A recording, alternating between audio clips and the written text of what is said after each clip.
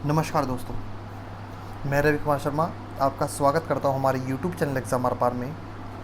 Start करते अपने topic को। आज हम डिस्कस करने वाले हैं दोस्तों कैपेसिटर के बारे में, यानी कुछ बहुत ही महत्वपूर्ण टॉपिक है दोस्तों जो मैं आपको बताने वाला हूं। बात करते हैं संधारित्र की अवधारणा यानी कॉन्सेप्ट ऑफ कैपेसिटर।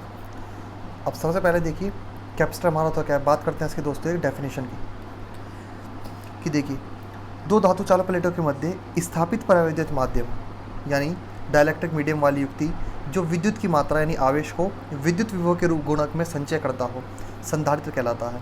यानी सिंपल सी भाषा में बोले दोस्तों तो संधारित्र क्या होता है कि दो चालक प्लेटों के मध्य एक अचालक मीडियम को रख देने पर उसके अंदर जो चार्ज स्टोर करने की जो क्षमता होती है दोस्तों वो क्या बन जाता है, हमारा कैपेसिटर कहलाता है। कैपेसिटर होता है हमारा, ठीक है ना। यानी दो कंडक्टिंग प्लेट है हमारी, दो चालक प्लेटें होती है दोस्तों, उसके बीच में अगर अचालक पदार्थ को रख दें तो वो क्या बन जाता है दोस्तों, हमारा कैपेसिटर बन जाता है। जो अपने अंदर क्या करता है दोस्तों, विद्युत विभव यानी इलेक्ट्रिक फील्ड के रूप में क्या करता है या इलेक्ट्रोस्टैटिक फील्ड के रूप में ऊर्जा को क्या करता है, संग्रह करता है।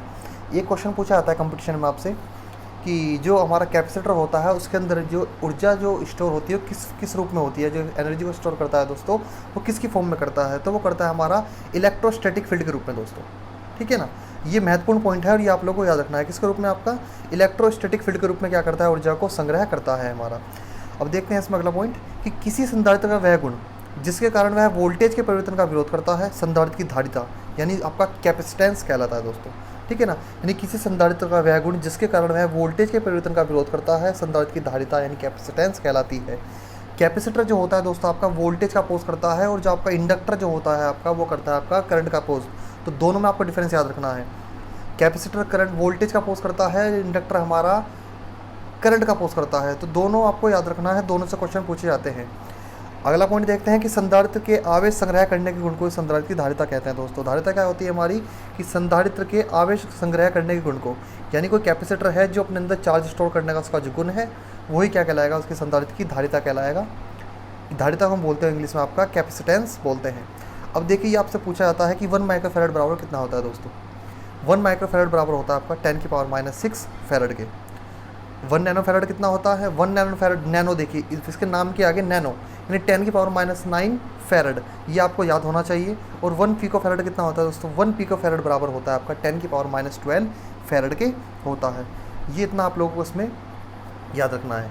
आगे देखते हैं। अब देखिए दोस्तों विभिन्न प्रकार के संधारित्र की विशेषताएं। अब बहुत सारे प्रकार के हमारे संधारित्र होते हैं, जैसे पेपर कैपेसिटर हो गया, माइका कैपेसिटर होता है, सिरेमिक कैपेसिटर होता है और पॉलिस्टर कैपेसिटर होता है और इलेक्ट्रोलाइटिक कैपेसिटर होता है। ऐसे बहुत से प्रकार के कैपेसिटर होते हैं जिनसे मैंने आपका देखा है दोस्तों। यूपीपीसीएल की बात करूं या टीजी2 की बात करूं, आपका डीएमआरसी यूपीआरवीएनएल के लिए बहुत ही महत्वपूर्ण वीडियो है और कई बार क्वेश्चन आपका 2-3 क्वेश्चन आपके फंस जाते हैं कैपेसिटर से।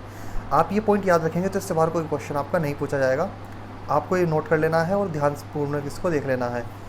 ये बहुत ही महत्वपूर्ण टॉपिक है इसलिए मैं आपको ये बता रहा हूँ। तो बात करते हैं पहले कैपेसिटर की, जो है हमारा पेपर संधारित्र, इसको बोलते हैं आपका पेपर कैपेसिटर।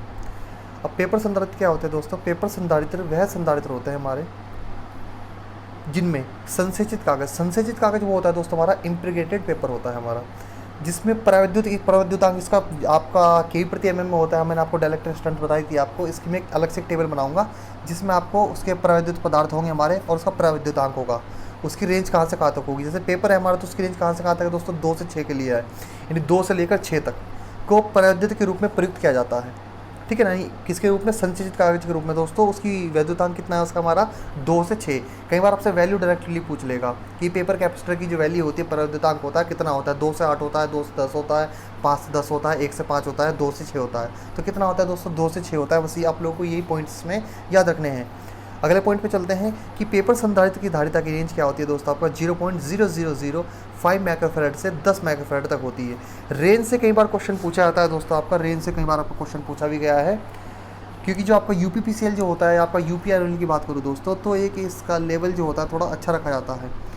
इसलिए यूपी का जो पेपर रहता है दोस्तों आपका थोड़ा लेवल अच्छा होता है, तो उसमें माइनर सी चीज़ें आपसे बेसिक चीज़ें पूछ ली जाती है जो आप लोगों को पता होनी चाहिए। कैपेसिटर सबको पता होता है कि क्या होता है, चार्ज को स्टोर करता है, मात्रक फैरड होता है, परंतु उसमें आपसे पेपर कैपेसिटर के बारे में पूछ लिया तो आप लोगों को पेपर कैपेसिटर के बारे में नॉलेज होनी चाहिए। धीरे धीरे करके आपको सब कैपेसिटर के बारे में आपको इन्फॉर्मेशन दे दूंगा मैं आपको। जो भी महत्वपूर्ण टॉपिक है केवल आपको वही बताऊंगा जो आपके कंपटीशन के लिए महत्वपूर्ण रहेंगे। तो रेंज कितनी रहेगी आपकी, 0.0005 माइक्रोफैरड से लेकर 10 माइक्रोफैरड तक क्या होती है आपके पेपर कैपेसिटर की रेंज होती है। अगले पॉइंट की ओर बढ़ते हैं। पेपर संधारित्र की वोल्टेज रेटिंग रेंज क्या होती है हमारी भाई, 100 वोल्ट से लेकर 1500 वोल्ट तक होती है। अब वोल्टेज रेटिंग कितनी रहेगी आपकी इस कैपेसिटर की, 100 वोल्ट से लेकर 1500 वोल्ट तक होती है। ये जनरली इसमें आपको याद रखना है। और पेपर संधारित्र का क्षरण प्रतिरोध, क्षरण प्रतिरोध क्या होता है भाई, हमारा होता है लीकेज रेजिस्टेंस। क्या होता है, लीकेज रेजिस्टेंस होता है। लगभग कितना होता है, 100 मेगा ओम होता है। कितना होता है हमारा, लगभग 100 मेगा ओम होता है। और आपको एक पॉइंट बता दूं मैं आपको यहाँ पर भी कि 1 मेगा ओम बराबर कितना होता है दोस्तों, 1 मेगा ओम बराबर होता है आपका 10 की पावर 6 ओम के। ये आपको इसमें याद रखना है, ठीक है ना। 1 ओम बराबर कितना होता है, 10 की पावर 6 होता है। और यहाँ पर कितना है आपका 100 मेगा ओम है, ये आपको इसमें याद रखना है। आगे देखते हैं कि पेपर संधारित्र की सहनशीलता, सहनशीलता को बोलते हैं आपकी टॉलरेंस बोलते हैं। जैसे कि हमने भाई आपके कार्बन रेजिस्टर्स पढ़े थे, तो कार्बन रेजिस्टर्स में टॉलरेंस आती है ±10%, 20%, है ना।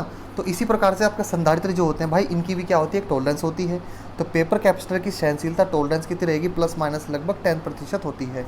ये भी आप लोगों को इसमें महत्वपूर्ण पॉइंट है जो आपको याद रखना है, ठीक है। पेपर कैपेसिटर की सेट टॉलरेंस कितनी होगी हमारी, ±10% होती है।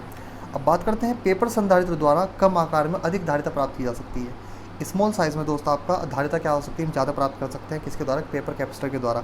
अभी आप लोगों को इसका मैं डायग्राम भी दिखा दूंगा, कैपेसिटर किस प्रकार का होता है, पेपर कैपेसिटर कैसा होता है या किस प्रकार से बनता है, तो मैं आपको डायग्राम में भी दिखाऊंगा। अगले पॉइंट पर बढ़ते हैं कि पेपर संधारित्र को एसी और डीसी पर समान रूप से उपयोग किया जा सकता है। दोस्तों नहीं, आप एसी और डीसी दोनों पर क्या करते हैं, इसका समान रूप से इस्तेमाल कर सकते हैं तथा इनको उच्च वोल्टेज व उच्च धारा अनुप्रयोगों में प्रयोग किया जा सकता है। हाई वोल्टेज व हाई करंट अनुप्रयोगों में दोस्तों यूज़ में क्या करते हैं, इसका उपयोग हम कर सकते हैं एक हमारा पेपर कैपेसिटर का, ठीक है ना। यहाँ पेपर संधारित्र का हम इस्तेमाल कर सकते हैं और एसी और डीसी दोनों पर समान रूप से प्रयोग किया जाता है। अब देखिए ये है हमारा दोस्तों क्या हमारा, इसमें हमारा पेपर कैपेसिटर की आपको इमेज दिखाई गई है। इसमें इंसुलेटर है और बीच में कंडक्टर है दोस्तों, दोनों तरफ इंसुलेटर देखिए, बीच में कंडक्टर हो गया हमारा। ये आपको डायग्राम दिखाया पेपर कैपेसिटर का, रोल करके दिखाया। और आपकी ये देखिए आपने कैपेसिटर देखा होगा दोस्तों, फैन में भी लगा देखा होगा। तो पेपर कैपेसिटर आता है इस प्रकार से, ऑयल कैपेसिटर भी आते हैं, ठीक है ना। तो ये क्या होता है दोस्तों, हमारा कैपेसिटर होता है। तो आज की वीडियो में दोस्तों इतना कहना चाहूँगा। अगर आप लोगों को वीडियो पसंद आई हो तो लाइक करें, शेयर करें और हमारे चैनल को सब्सक्राइब करें। और नेक्स्ट वीडियो में आपको बताऊंगा दोस्तों, आपके जो आगे का हमारे कैपेसिटर हैं, पॉलिस्टर कैपेसिटर, सिरेमिक कैपेसिटर, मैं उनके बारे में आप लोगों को बताऊंगा। तो ये जो सारे पॉइंट्स मैंने आप लोगों को बताए हैं दोस्तों, ये आप लोगों को सभी में इसमें याद रखना है, ठीक है ना। इसमें आपको सभी को याद रखना है। और फिर आज के लिए इतना कहना चाहूँगा, धन्यवाद।